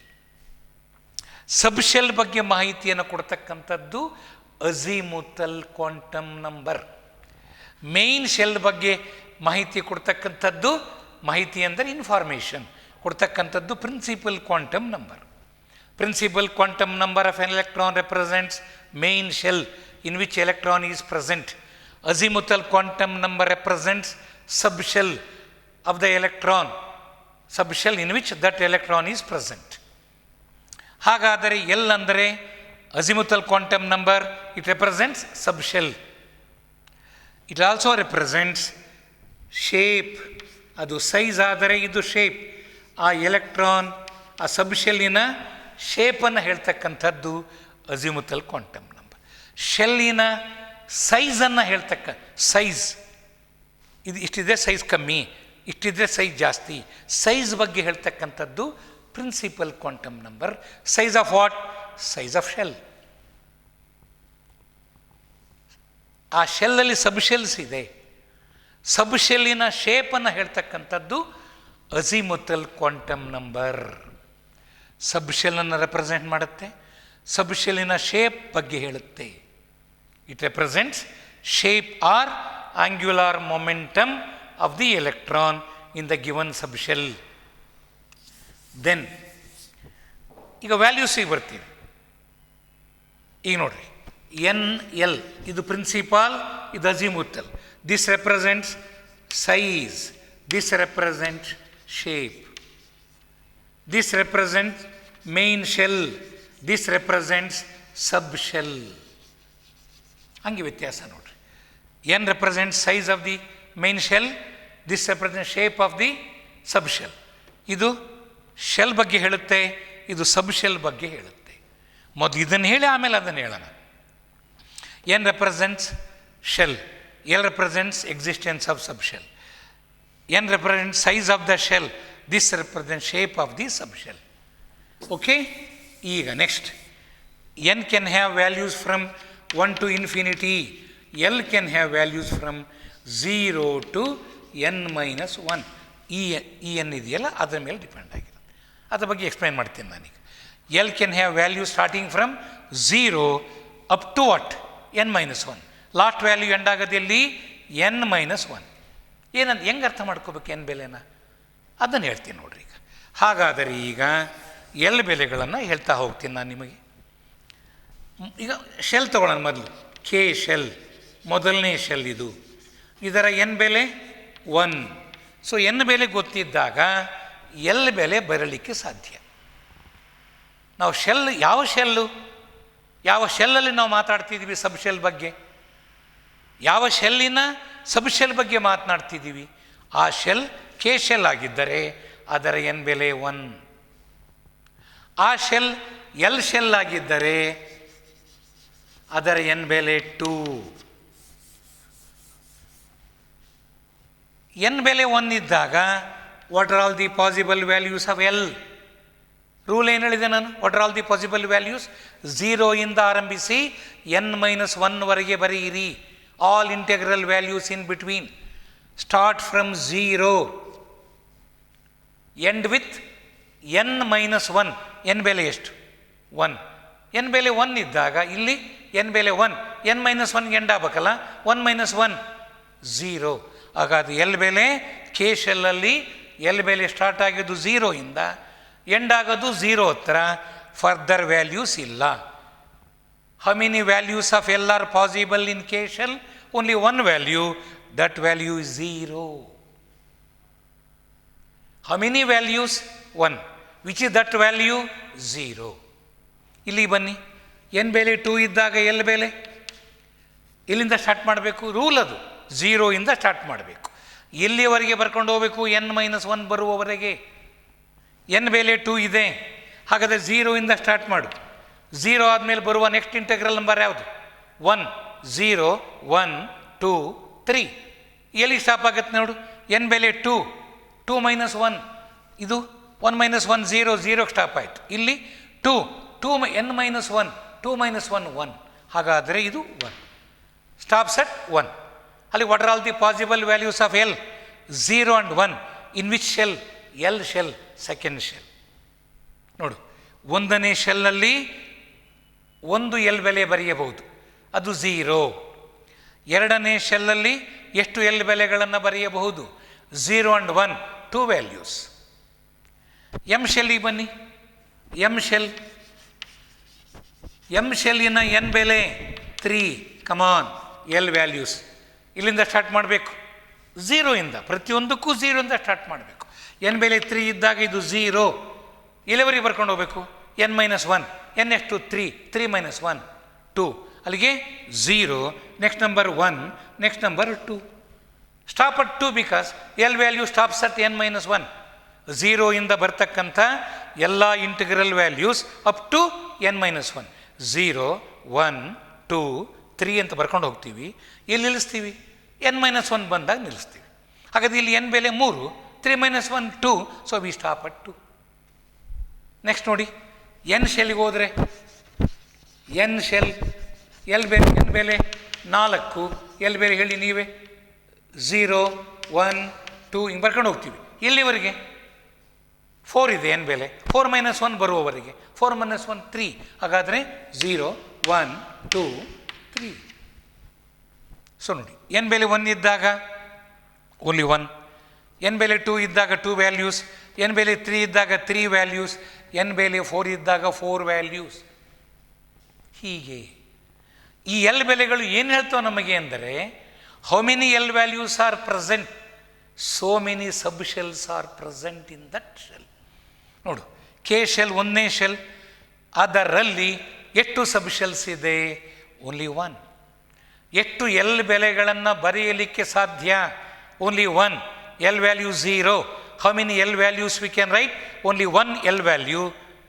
So K shell contains only 1 sub shell. L shell is second shell. How many L values are possible? 2 L values are possible. So second shell, L shell contains 2 subshells. 3 M shell ಗೆ 3 ಇದೆ N value. N value 3 ಇದ್ದಾಗ how many L values are possible? N ಬೆಲೆ ಎಷ್ಟಿರುತ್ತೋ ಅಷ್ಟು L ಬೆಲೆಗಳನ್ನು ಬರೀತೀವಿ. ಅದು ಸುಲಭ ಹೇಳೋದು. N ಬೆಲೆ 3 ಇದ್ದರೆ L values are 3. N ಬೆಲೆ 4 ಇದ್ದರೆ 4. ಹಾಗಾದರೆ third shell contains 3 subshell. Fourth shell contains 4 subshells. ಹಾಗೆ ಇನ್ನೊಂದು ಇಂಟ್ರೆಸ್ಟಿಂಗ್ ಪಾಯಿಂಟ್ ನೋಡಿ, ಎಲ್ ಬೆಲೆ 0 ಇದ್ದರೆ ಅದು ಎಸ್ ಸಬ್ಶೆಲ್. ಎಲ್ ಬೆಲೆ 1, ಇಲ್ಲಿ ಬೇರೆ ಹೇಳಿಬಿಡ್ತೀನಿ ಮೊದಲು. ಎಲ್ ಬೆಲೆ 0 ಇದ್ದಾಗ ಆ ಸಬ್ಶೆಲ್ಲಿನ ಹೆಸರು ಎಸ್. ಎಲ್ ಬೆಲೆ 1 ಇದ್ದಾಗ ಅದು ಪಿ ಸಬ್ಶೆಲ್. ಎಲ್ ಬೆಲೆ 2 ಇದ್ದಾಗ ಅದು ಡಿ ಸಬ್ಶೆಲ್. ಎಲ್ ಬೆಲೆ 3 ಇದ್ದರೆ ಅದು F subshell. So subshells with l values of 0, 1, 2, 3 are called S, P, D, F subshells. S, P, D, F subshells. ಹೀಗೆ. ಹಾಗಾದರೆ ಈಗ ಹೇಳೋಣ, ಕೆ ಶೆಲ್ ಒಂದನೇ ಶೆಲ್, ಎನ್ ಬೆಲೆ 1, ಎಲ್ ಬೆಲೆ 0. ಕೆ ಶೆಲ್ ಅಂದರೆ ಅದು ಕೇವಲ 1 ಸಬ್ಶೆಲ್. ಕೇವಲ ಅದು 1 ಸಬ್ಶೆಲ್. ಅದರ ಹೆಸರೇನು? ಕೆ ಶೆಲ್ ಅಂತ ಯಾವುದನ್ನು ಕರಿತೀವಿ ನಾವು? ಎನ್ ಬೆಲೆ 1, ಎಲ್ ಬೆಲೆ 0, ಎಲ್ ಬೆಲೆ 0 ಇದ್ದರೆ ಎಸ್ ಅಂತ ಕರಿತೀಯ. ಹಾಗಾದರೆ ಎನ್ ಬೆಲೆ 1 ಇದ್ದು ಎಲ್ ಬೆಲೆ 0 ಇದ್ದರೆ ಅದನ್ನು 1s ಅಂತ ಕರೀತೀವಿ. 1s subshell. 1 represents shell number, ಅದು 1ನೇ ಶೆಲ್. ಎಲ್ ಬೆಲೆ 0 ಇರುವುದರಿಂದ ಅದರ ಹೆಸರು ಎಸ್. ಸೊ ಯಾವುದನ್ನು ಕೆ ಶೆಲ್ ಅಂತ ಕರಿತೀವಿ ಅದು ಬೇರೆ ಯಾವುದೂ ಅಲ್ಲ, 1s. ಅದರ ಮತ್ತೆ ಬೇರೆ ಸಬ್ಶೆಲ್ಸ್ ಇಲ್ಲ. 1s ಅನ್ನೋದೇ ಶೆಲ್, 1s ಅನ್ನೋದೇ subshell. Come to the L shell. L ಶೆಲ್ಗೆ ಬನ್ನಿ. ಅಲ್ಲಿ ಎನ್ ಬೆಲೆ 2 ಸಬ್ಶೆಲ್ಸ್ ಇದೆ. ಆ ಸಬ್ಶೆಲ್ಗೆ ಹೆಸರಿಡಿ. ಎನ್ ಬೆಲೆ 2 ಇದ್ದು ಎಲ್ ಬೆಲೆ 0 ಇದ್ದಾಗ ಇವೆರಡು ವ್ಯಾಲ್ಯೂ ಹೇಳೋದು ಯಾತಕ್ಕೆ? ಒಂದು ಸಬ್ಶೆಲ್ಗೆ ಹೆಸರಳಕ್ಕೆ. ಒಂದು ಸಬ್ಶೆಲ್ಲನ್ನು ಗುರುತಿಸೋದು ಹೇಗೆ? By knowing N and L values. N ಬೆಲೆ 2 ಎಲ್ ಬೆಲೆ 0 ಇದು ನೋಡಿ. 1 0 ಇದ್ದಾಗ 1s, 2 0 ಇದ್ದಾಗ 2s. ಎಲ್ ಬೆಲೆ 1 ಇದ್ದರೆ ಪಿ. ಹಾಗೆ ಎನ್ ಬೆಲೆ 2 ಇದ್ದು ಎಲ್ ಬೆಲೆ 1 ಇದ್ದಾಗ ಅದರ ಹೆಸರು 2p. ಹಾಗಾದರೆ ಎನ್ ಬೆಲೆ 2 ಎಲ್ ಬೆಲೆ 0 ಇದ್ದರೆ ಅದು 2s. ಎನ್ ಬೆಲೆ 2 ಎಲ್ ಬೆಲೆ 1 ಇದ್ದರೆ ಅದು 2p. ಹಾಗಾದರೆ ಸೆಕೆಂಡ್ ಶೆಲ್ಲಲ್ಲಿ 2 ಸಬ್ಶೆಲ್ಸ್ ಇದೆ. They are 2s and 2p. Quantum ನಂಬರ್ಗಳ ಸಹಾಯದಿಂದ ನಾವು ಇವೆಲ್ಲವನ್ನು ಕಂಡುಹಿಡ್ಕೊಳ್ತೀವಿ. 2s and 2p. ಎರಡನೇ ಶೆಲ್ ಅಂದರೆ ಎರಡೇ ಇರೋದು. ಯಾವ್ಯಾವು? 2s and 2p. ಹೇಗೆ ಪ್ರೂವ್ ಮಾಡ್ತೀಯಾ? ಆಗ ಹೇಳ್ತೀವಿ, based on number of l values we can predict subshells. L shell ಈ second shell, n is 2. Possible values of L are 0 and 1. So 2 L values are possible. So second shell contain 2 subshell. And they are called 2s, 2p. For 2s subshell, what is n value? 2. L value 0. For 2p subshell, n value 2. L value 1. ಹಾಗೆ ಅಲ್ಲಿಗೆ ಬನ್ನಿ. 3 M ಶೆಲ್ಲಲ್ಲಿ N ಬೆಲೆ 3, L ಬೆಲೆ 0 1 2. ಈಗ ನಾನು 3 shell ಇದೆ. 3ನೇ ಶೆಲ್ಲಲ್ಲಿ how many l values are possible? 3. ಈಗ ಹೇಳ್ರಿ, which are those 3 subshells? 3s. N ಬೆಲೆ 3 ಎಲ್ ಬೆಲೆ 0 ಇದ್ದರೆ 3s. ಎನ್ ಬೆಲೆ 3 ಎಲ್ ಬೆಲೆ 1 ಇದ್ದರೆ 3p. ಎನ್ ಬೆಲೆ 3 ಎಲ್ ಬೆಲೆ 2 ಇದ್ದರೆ 3d. ಹಾಗಾದರೆ 3s, 3p, 3d. These are the subshells of M shell. Third shell contains 3 subshell. ಏನು ಸುಲಭ. 1ನೇ ಶೆಲ್ಲಲ್ಲಿ 1 ಸಬ್ಶೆಲ್, ಅದರ ಹೆಸರು 1s. 2ನೇ ಶೆಲ್ಲಲ್ಲಿ 2 ಸಬ್ಶೆಲ್, 2ನೇ shell 2 subshell, 2s and 2p. 3ನೇ ಶೆಲ್ಲಲ್ಲಿ 3 subshell, 3s, 3p, 3d. 4th shell contain 4 subshells. ನೀವು ಹೇಳಿ ಹೆಸರು? 4s, 4p, 4d, 4f. ಈ ರೀತಿಯಲ್ಲಿ ಸಬ್ಶೆಲ್ಸ್ ಬಗ್ಗೆ ನಮಗೆ ಇನ್ಫಾರ್ಮೇಷನ್ ಕೊಡೋದು ಯಾವುದು? Azimuthal quantum number. Azimuthal quantum number ಬಗ್ಗೆ ಒಂದು 4 ಮಾತನಾಡಿ ಅಂದರೆ ಏನು ಮಾತಾಡ್ತೀರಿ? Azimuthal quantum number represents subshell, existence of subshell. Second point, it represents angular momentum of the electron and shape of that subshell. ಎಷ್ಟು ಎಲ್ ಬೆಲೆಗಳನ್ನು ಬರೀಲಿಕ್ಕೆ ಸಾಧ್ಯ ಅಷ್ಟು ಸಬ್ಶೆಲ್ಸ್ ಇರುತ್ತೆ ಒಂದು ಶೆಲ್ಲಲ್ಲಿ.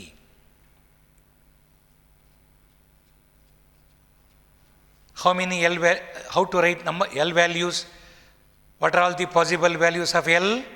0. All integral values from 0 up to n minus 1. Thus, subshells with L values of 0, 1, 2, 3 are called S subshell, P subshell, D subshell, F subshell. ಅಷ್ಟು ಹೇಳಿದರೆ ಸಾಕು. ಇವೆಲ್ಲ ನಾವು ಹೇಗೆ ಲೆಕ್ಕ ಹಾಕಿದ್ದೀವಿ ಅಂತ ತೋರ್ಸೋಕ್ಕೋಸ್ಕರ. ಹೇಗೆ ಗೊತ್ತಾಯ್ತು ನಮಗೆ? 1ನೇ ಶೆಲ್ಲಲ್ಲಿ 1. ಯಾಕೆ? ಎಷ್ಟೆಷ್ಟು ರೂಲ್ಗಳ ಪ್ರಕಾರ ಎಷ್ಟು ಎಲ್ ಬೆಲೆಗಳನ್ನು ಬರಲಿಕ್ಕೆ ಸಾಧ್ಯ? ಒಂದೇ ಒಂದು. ಆ ವ್ಯಾಲ್ಯೂ ಯಾವುದು? Zero is a value. How many? Only one. ಇಲ್ಲಿ zero is one value, one is one value. ಒಟ್ಟೆಷ್ಟಾದವು? 2. ಅದಕ್ಕೆ 2 ಸಬ್ಶೆಲ್. ಎನ್ ಬೆಲೆ 2 ಇದ್ದು ಎಲ್ ಬೆಲೆ 0 ಇದ್ದರೆ 2s, ಎನ್ ಬೆಲೆ 2 ಇದ್ದು ಎಲ್ ಬೆಲೆ 1 ಇದ್ದರೆ 2p. So second shell contains 2 subshell. ಇಲ್ಲಿ ಎಲ್ ಬೆಲೆ ಬರೆಯೋಕ್ಕೆ ಸಾಧ್ಯ ಆಯಿತು? 3. ಇದನ್ನು ನೀವು ಕೂತ್ಕೊಂಡು ಆಲೋಚನೆ ಮಾಡಿರಿ. ಈಗ ನಾನು ಬರೆದಿದ್ದು ನೋಡಿಕೊಂಡು, ನಮ್ಮ ನೋಟ್ಸಲ್ಲಿ ನಾವೇನು ಅದನ್ನು ಬರೆದಿಲ್ಲ, ಆದರೆ ನೀವು ಹೀಗೆ ಬರ್ಕೋಬೇಕು. For K shell n is 1, l is 0. Thus, in K shell only one value of L is possible. So K shell contains only one subshell. It is called 1s. ಹಿಂಗೆ ಕಲ್ತ್ಕೋಬೇಕು ನೀವು ಸ್ವಂತ ಬರೀರಿ. ಆಮೇಲೆ ಇವಾಗ ನಿಲ್ಲಿಸೇ ಬರೀರಿ ಅದನ್ನು. ಇವಾಗ ಹೇಳ್ಕೊಟ್ಟಿದ್ದೀನಲ್ಲ, ನಿಲ್ಲಿಸಿ ನೋಟ್ಸಲ್ಲಿ ಬರ್ಕೊಟ್ರಿ. ನೀವು ಒಂದು ಕಡೆ ಬರೋದು ಇಲ್ಲಿ ಪಿನ್ ಮಾಡಿ. How do you show that L shell contain 2 subshells? ಆಗ answer, for L shell n is 2, L is 0, 1. 2 L values are possible. So L shell contains 2 subshell. They are 2s, 2p. How do you show that M shell contains 3 subshells? For M shell, n is 3, L is 0, 1, 2. Thus 3 L values are possible for M shell. Therefore M shell contains 3 subshells. They are called 3s, 3p, 3d. 1s ಅಂದರೆ s subshell of first shell, 2s ಅಂದರೆ s subshell of second shell, 3s ಅಂದರೆ s subshell of third shell. What are all the possible values of n and L for 3s? ಹಿಂದೆ ಬರ್ದಿರೋದು n value, ಎಲ್ಲದಕ್ಕೂ ಅಷ್ಟೇ. ಇದು n value, 2s ಅಲ್ಲಿ ಇದು n ಕೊಯಫಿಷಿಯಂಟ್ n value. ಅಲ್ಲಿ ನೋಡ್ಕೊಳ್ಳಿ, S ನೋಡ್ಕೊಳ್ರಿ. S ಇದ್ದರೆ ಅದರ ಎಲ್ ಬೆಲೆ 0, ಪಿ ಇದ್ದರೆ ಎಲ್ ಬೆಲೆ 1, ಡಿ ಇದ್ದರೆ ಎಲ್ ಬೆಲೆ ಎಷ್ಟು? 2, ಇದು 3, ಎಫ್ ಇದ್ದರೆ ಎಲ್ ಬೆಲೆ 3. ಹೀಗೆ. ಸೊ ಎರಡನೇ ಕ್ವಾಂಟಮ್ ನಂಬರಿಂದ ನಮಗೆ ಏನೇನು ಸಿಕ್ತು? K shell contains 1 subshell, it is called 1s. L shell contains 2 subshells, 2s and 2p. Third shell, M shell contains 3 subshells, 3s, 3p, 3d. Fourth shell, N shell contains 4 subshells, 4s, 4p, 4d, 4f and so on.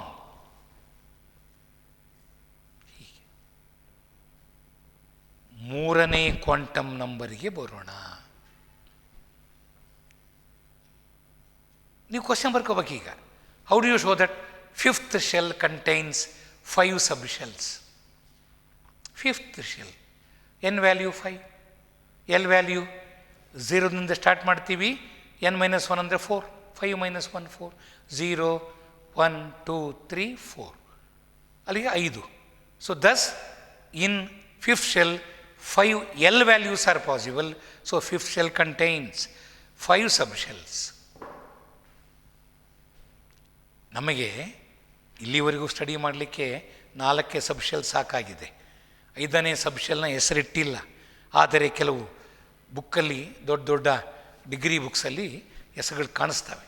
SPDF ಆದ ಮೇಲೆ alphabetical order, SPDF ಆದಮೇಲೆ F ಆದಮೇಲೆ ಎಫಿಂದ ಮುಂದಕ್ಕೆ ನೆನ್ಪಿಟ್ಕೊಳ್ರಿ, ಅಲ್ಲಿವರೆಗಲ್ಲ.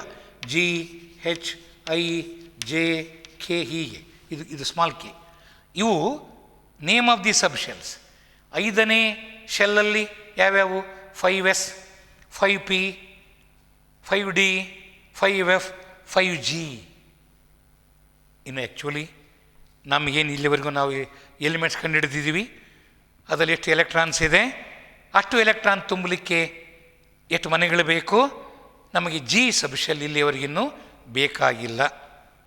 ಇನ್ನೂ ಮುಂದೆ ಇನ್ನೂ number of electrons discovered ಇನ್ನೂ ಜಾಸ್ತಿ ಆದಾಗ ಅಲ್ವಾ, ಜನಸಂಖ್ಯೆ ಜಾಸ್ತಿ ಆದರೆ ಮನೆಗಳು ಬೇಕು, ಅವಾಗ ಹೊಸ ಮನೆ ಕಟ್ತೀವಿ. ನಮಗಿರೋ ಎಲೆಕ್ಟ್ರಾನ್ಗಳಿಗೆ ಇರೋ 4 ಸಬ್ಶೆಲ್ ಸಾಕಾಗಿದೆ. ಅದಕ್ಕೆ GHIJ ಸಬ್ಶೆಲ್ಸು ನಮಗೆ ಬೇಕಿಲ್ಲ.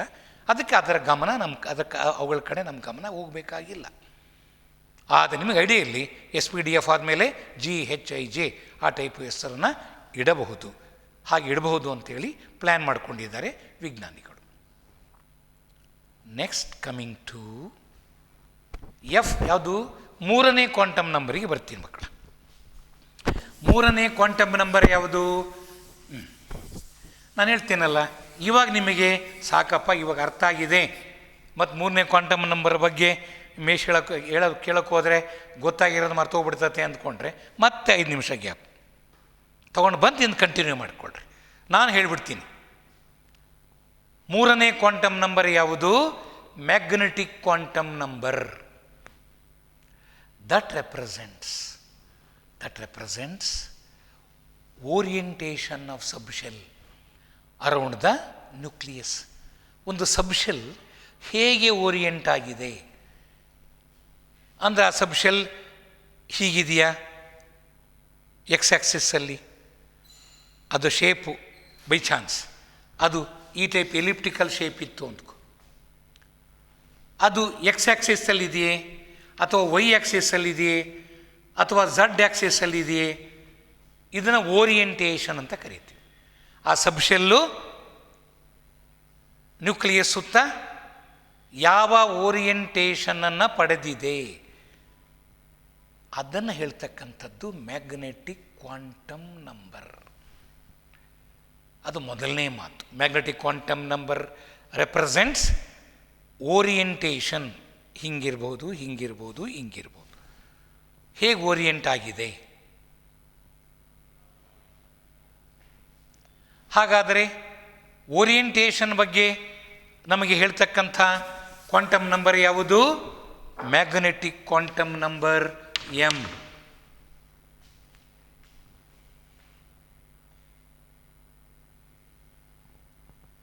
It represents orientation of what? Subshell around the nucleus. ಸಬ್ಶೆಲ್ಲಲ್ಲಿ ಸಬ್ಶೆಲ್ಸ್ ಇದೆ, ಅದನ್ನು ಆರ್ಬಿಟಲ್ ಅಂತ ಕರಿತೀವಿ. ಅದು ಆಗ ಹೇಳಿದ್ನಲ್ಲ, 3 dimensional region around the nucleus where probability of finding the electron is more. Orbital. ಇವತ್ತು ಆರ್ಬಿಟ್ ಅನ್ನೋ ಮಾತು ಮೇನ್ ಶೆಲ್ಲನ್ನು ಹೇಳುತ್ತೆ. ಇವತ್ತು ಈ ಹೊಸ ಮಾಡರ್ನ್ ಇದರಲ್ಲಿ ಆರ್ಬಿಟ್ ಅಂದರೆ ಮೇನ್ ಶೆಲ್. ಆರ್ಬಿಟಲ್ ಅನ್ನೋದು ಸಬ್ಶೆಲ್. ಸಬ್ಶೆಲ್ಲಲ್ಲಿ ಇರಬಹುದಾದ ಸಬ್ಶೆಲ್ನ ಹೆಸರು ಆರ್ಬಿಟಲ್ಸ್. ಹಾಗಾದರೆ ಆರ್ಬಿಟಲ್ಗಳ ಬಗ್ಗೆ ಮಾತನಾಡ್ತಕ್ಕಂಥದ್ದು magnetic quantum number. It represents existence of subshells or orbitals in the given subshell. ಅದನ್ನು ಹೆಂಗೆ ಹೇಳ್ತೀವಿ? ಎಷ್ಟು ಎಲ್ ಬೆಲೆಗಳನ್ನು ಬರೆಯಬಹುದು, ಅದು ಸಬ್ಶೆಲ್. ಎಷ್ಟು ಎಂ ವ್ಯಾಲ್ಯೂಸ್ ಸಾಧ್ಯ, ಅದಕ್ಕೆ ವ್ಯಾಲ್ಯೂಸ್ ಯಾವ ಬರೀಬೋದು ನಾವು. ರೂಲ್ ಇದೆ. ಏನಪ್ಪ ರೂಲ್ ಅಂದರೆ, M can have all the possible integral values from -L to +L through 0. Rule ಇದು. ಯಾವ ಎಂ ಬೆಲೆಗಳನ್ನು ಬರೆಯಬಹುದು, ಅದು ಎಲ್ ಬೆಲೆಗಳ ಆಧಾರದ ಮೇಲೆ. Start from -L, end at +L through 0. ಉದಾಹರಣೆ ನೋಡ್ರಿ, ಎಂ ಬೆಲೆ 1 ಇತ್ತಪ್ಪ, 0 ಇತ್ತಪ್ಪ. ಎಂ ಬೆಲೆ 0 ಇದ್ದರೆ ಎಲ್ ಬೆಲೆ 0 ಇತ್ತಪ್ಪ. ಎಲ್ ಬೆಲೆ 0 ಇದ್ದರೆ -0, 0 + 0 ಒಂದೇ 0. ಎಲ್ ಬೆಲೆ 1 ಇದ್ದರೆ -1, -1ಗೆ +1 ಸೇರಿಸಿದರೆ 0, ಅದಕ್ಕೆ +1 ಸೇರಿಸಿದರೆ 1. ಹಿಂಗೆ ಇಂಟೆಗ್ರಲ್ ವ್ಯಾಲ್ಯೂಸ್ ಬರ್ತವೆ. ಸೊ -1 ಆಗ್ತಿದ್ದಂಗೆ ಬರೋದು ಯಾವುದು? 0. 0 ಆದಮೇಲೆ ನೆಕ್ಸ್ಟ್ ನಂಬರ್ ಯಾವುದು? Increasing number 1. ಎಲ್ ಬೆಲೆ 2 ಇದ್ದರೆ -2, ನೆಕ್ಸ್ಟ್ ವ್ಯಾಲ್ಯೂ. -2ಗೆ +1 ಸೇರಿಸು. ಒಂದು ಆ್ಯಡ್ ಮಾಡಬೇಕಲ್ಲ, ಮುಂದೆ ನಂಬರ್ ಬರಬೇಕು ಅಂದರೆ ಒಂದು ಸೇರಿಸ್ಬೇಕು.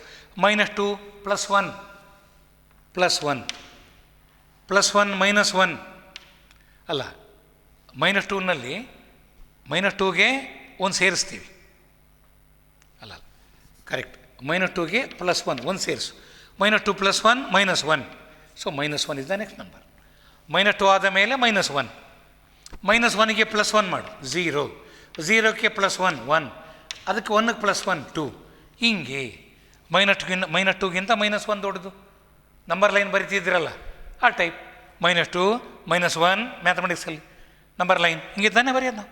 -3 ಸ್ಟಾರ್ಟ್ ಮಾಡಿದರೆ ಅದಕ್ಕೆ ನಾನು ನೆಕ್ಸ್ಟ್ ಹೈಯರ್ ನಂಬರ್ -2, -3, -2, -1, 0, +1, +2, +3 ಆ ಟೈಪು. ಇದು -2. ಯಾವಾಗಿದು ಎಲ್ ಬೆಲೆ 2 ಇದ್ದಂಗೆ ಬರಿತೀವಿ. These are the possible values of l. ಯಾವಾಗ when l is 1, which are the possible values of m? -1, 0, +1. When l is 2, -2, -1, 0, +1, +2.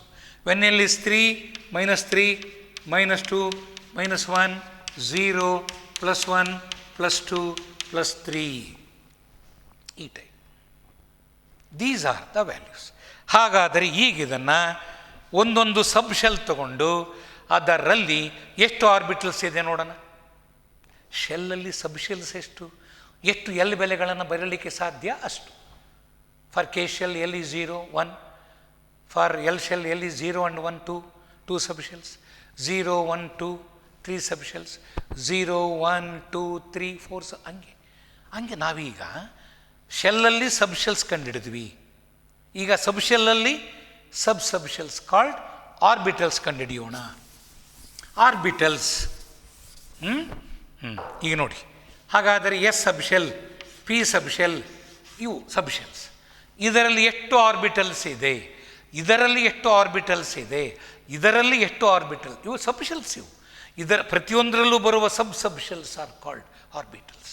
ಅದು ಹೆಂಗೆ ಸಾಧ್ಯ? For s sub shell l is 0 ನೆನ್ಪಿಟ್ಟುಕೊಳ್ರಿ. ಎಲ್ ಈಸ್ 0 ಹೇಳಿವಲ್ಲ ಆಗಲೇ. ಎಲ್ ಬೆಲೆ 0, 1, 2, 3, 4 ಇದ್ದರೆ s p d f. For p sub shell l is 1. ನಿನಗೆ P sub ಶೆಲ್ಲಲ್ಲಿ ಎಷ್ಟು ಆರ್ಬಿಟಲ್ಸ್ ಇದೆ ಕನ್ನಡಿ ಅಂತ ಕೊಟ್ಟಾಗ for p sub shell L equals 1 ಅಂತ ಬರ್ಕೋಬೇಕು ನೀನು.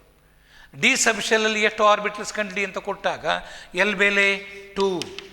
ಎಫ್ ಸಬ್ ಶೆಲ್ಸಲ್ಲಿ ಎಷ್ಟು, ಎಲ್ ಬೆಲೆ 3 ಅಂತ ಬರ್ಕೊಂಡು ಹೋಗ್ತೀವಿ. ಈಗ ನನ್ನ ಪ್ರಶ್ನೆ, how many orbitals are present in s sub shell? ಅದಕ್ಕೇನು ಮಾಡ್ತೀವಿ? For s sub shell l value 0. ಹಾಗಾದ್ರೆ ಎಮ್ ವ್ಯಾಲ್ಯೂ ಏನು ಹೇಳಿದೆ ನಾನು? ಎಲ್ ಬೆಲೆ ಇದ್ದಾಗ -L +L ಥ್ರೂ 0. ಹಾಗಾದರೆ ಎಲ್ ಬೆಲೆ 0 ಇದ್ದಾಗ -0 +0 ಥ್ರೂ 0 ಒಂದೇ 0. ಎಲ್ ಬೆಲೆ 0 ಇದ್ದಾಗ ಎಮ್ ಬೆಲೆ 0. ಎಲ್ ಬೆಲೆ 1 ಇದ್ದಾಗ ಎಮ್ ಬೆಲೆ ನಾನು ಹೇಳಿದ್ನಲ್ಲ -1, 0, +1. ಎಲ್ ಬೆಲೆ 2 ಇದ್ದಾಗ ಎಮ್ ಬೆಲೆ -2, -1 ಎಲ್ಲ ಇನ್ಕ್ರೀಸಿಂಗ್ ಆರ್ಡ್ರಲ್ಲಿ ಬರಿತಾ ಹೋಗಬೇಕು. +1, +2. ಎಲ್ ಈಕ್ವಲ್ಸ್ 3 ಇದ್ದಾಗ ಎಮ್ ಬೆಲೆ -3, -2, -1, 0, +1, +2, +3. -3 ಇಂದ +3ವರೆಗೂ ಹೋಗಬೇಕು. ಇಲ್ಲಿ ಎಲ್ ಬೆಲೆ 0 ಇದ್ದಾಗ ಓನ್ಲಿ 1 ವ್ಯಾಲ್ಯೂ. ಎಲ್ ಬೆಲೆ 1 ಇದ್ದಾಗ 3 ವ್ಯಾಲ್ಯೂಸ್ ಆರ್ ಪಾಸಿಬಲ್. ಎಲ್ ಬೆಲೆ 2 ಇದ್ದಾಗ 1, 2, 3, 4, 5 ವ್ಯಾಲ್ಯೂಸ್. ಎನ್ ಬೆಲೆ 3 ಇದ್ದಾಗ -3 ಇಂದ +3ವರೆಗೆ 7 ಇರ್ತಾವೆ. ನೋಡಿ ಹೆಂಗಿದೆ, ಆಲ್ ಆಡ್ ನಂಬರ್ಸ್. ಇಲ್ಲಿ ಓನ್ಲಿ 1, ಇಲ್ಲಿ 3, 1 ಆದಮೇಲೆ next odd number 3, next odd number 5, next odd number 7, next odd 9 ಹಾಗೆ. ಹಾಗಾದರೆ ಮೊದಲೇ ಸಬ್ ಶೆಲ್ ಯಾವುದು? S. It contains only 1 value of m possible, 1 orbital. S sub ಶೆಲ್ನೇ ಎಸ್ ಆರ್ಬಿಟಲ್ ಅಂತ ಕರಿತೀವಿ ನಾವು. 1s ಸಬ್ ಶೆಲ್ಲಲ್ಲಿ ಇರೋ ಆರ್ಬಿಟಲ್ 1s. 1s ಅಂದರೆ ಅದು ಆರ್ಬಿಟಲ್ಲು ಹೌದು, ಸಬ್ ಶೆಲ್ಲು ಹೌದು, ಶೆಲ್ಲು ಹೌದು. ಕೆ ಶೆಲ್ ಅಂದರೆ ಅದೇ. ಸಬ್ ಶೆಲ್ ಯಾವುದು ಅಂದರೆ 1s, ಆರ್ಬಿಟಲ್ ಯಾವುದು ಅಂದರೆ 1s. ಆದರೆ ಇಲ್ಲಿಗೆ ಬಂದಾಗ ನೋಡಿರಿ, ಪಿ ಸಬ್ ಶೆಲ್ಲಲ್ಲಿ how many orbitals? 3. Which are they? px, py, pz ಅಂತ ಹೆಸರು. ಓಕೆ. ಹಾಗಾದರೆ ಎಲ್ ಬೆಲೆ 1 ಇದ್ದಾಗ how many m values are possible? 3 are possible. So how many orbitals? ಎಷ್ಟು ಎಮ್ ಬೆಲೆಗಳನ್ನು ಬರೆಯಬಹುದು ಅಷ್ಟು ಆರ್ಬಿಟಲ್ಸ್. ಹಾಗಾದರೆ for p sub shell l is 1, rule ಪ್ರಕಾರ m values are -L to +L through 0. How many? 3 values. So P sub shell contains 3 orbitals, 3 sub shells, 3 orbitals. They are Px, Py, Pz. For L, D sub shell, L is 2, M is -2, -1, 0, +1, +2. Which are they? ಅವಕ್ಕೆ ಹೆಸರಿಟ್ಟಿದ್ದಾರೆ. 5 ಆರ್ಬಿಟಲ್ಸಿಗೆ d ನಲ್ಲಿ.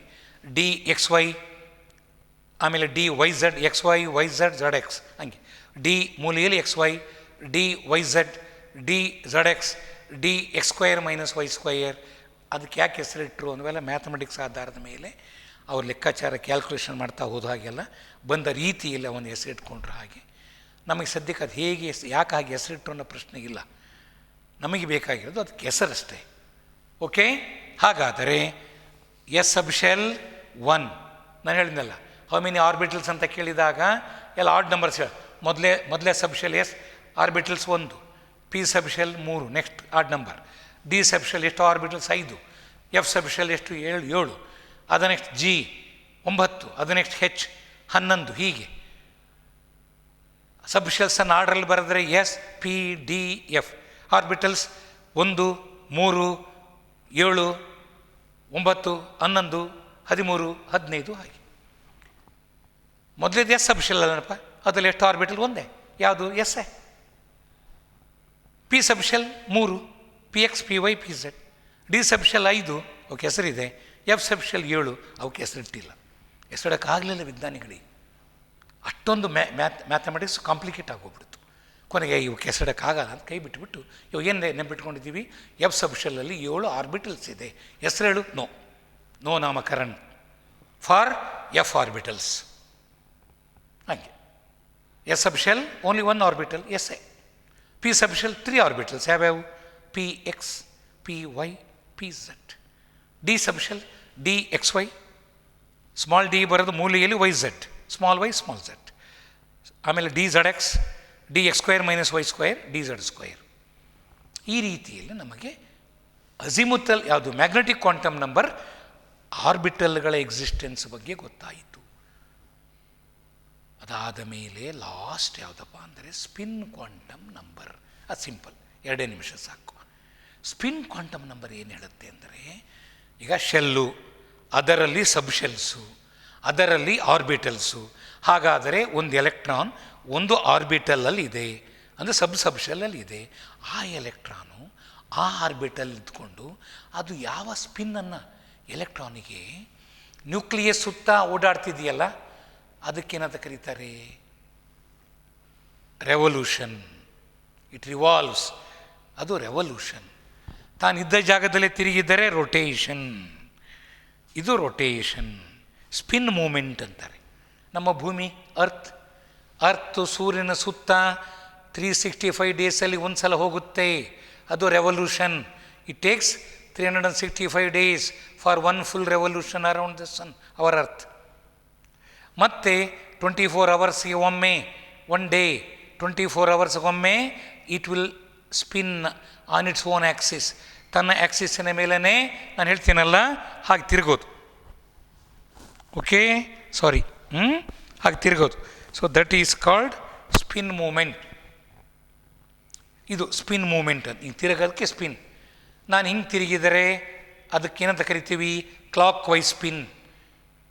Clock wise spin ಅಂತ ನೀವು imagine ಮಾಡ್ಕೊಳ್ಳಿ. ಇದು clock wise spin, ಗಡಿಯಾರದ ಮುಳ್ಳು ಹೋಗ್ತಕ್ಕಂಥ. ಹಿಂಗೆ ಹೋದರೆ ಆಂಟಿ ಕ್ಲಾಕ್ ವೈಸ್ ಸ್ಪಿನ್.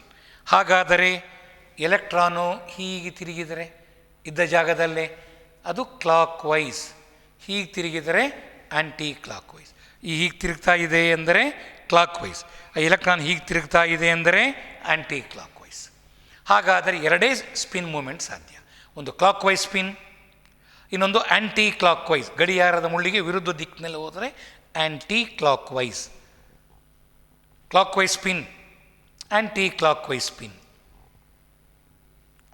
ಬುಗುರಿ ಈಗ ಆಡಿಸ್ತಾರಲ್ಲ ಹುಡುಗರು, ಅದಕ್ಕೆ ಚಾಟಿ ಸುತ್ತಿ ಹಿಂಗೆ ಹೊಡಿ ಹಾಕ್ತಾರಲ್ಲ, ಹಾಕಿದಾಗ ಅದು ಅದು ಅದು ಅದು ಇಲ್ಲಿ ಇದ್ದ ಜಾಗದಲ್ಲಿ ಹಿಂಗೆ ತಿರುಗ್ತಿರ್ತದೆ, ಹೀಗೆ ತಿರುಗ್ತಿರ್ತದೆ.